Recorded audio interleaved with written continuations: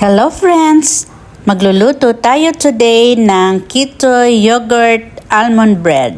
Unahin natin ilagay sa mixing bowl ang ating yogurt. Plain yogurt lang ang ginamit ko dyan. Next, isusunod natin ang 3 eggs.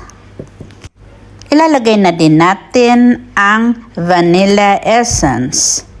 Lalagyan din natin yan ng cheese cream.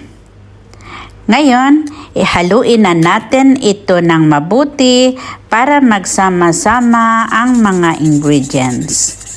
Habang hinahalo ko ito, nilagyan ko din iyan ng unsalted butter. Ngayon guys, kapag nahalo na ito ng mabuti, pwede na nating ilagay ang ating almond flour. Sasalain natin ito para siguradong wala itong buo-buo.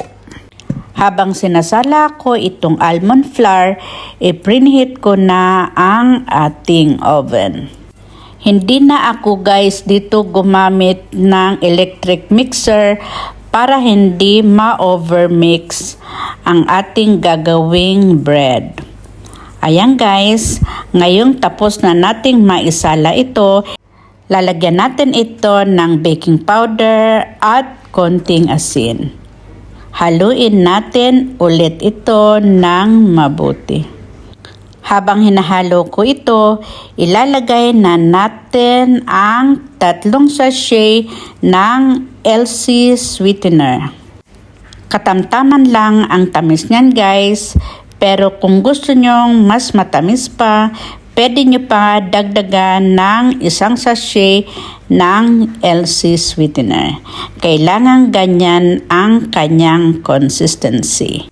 Ngayon guys, pwede na natin itong ilagay sa ating baking pan. Nilagyan ko pala ang ating baking pan ng baking paper para hindi mahirap itong tanggalin kapag naluto na.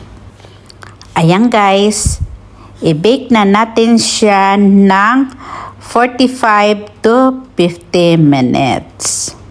Eto na ngayon guys ang ating finished product. Tingnan nyo at ang ganda ng kanyang pagkaluto. Soft at hindi dry ang kinalabasan ng ating almond bread. Masarap itong i-match sa hot coffee o kaya naman green tea. Pwede nyo na ito kahit walang palaman dahil tamang-tama lang ang lasa nito. Thank you so much!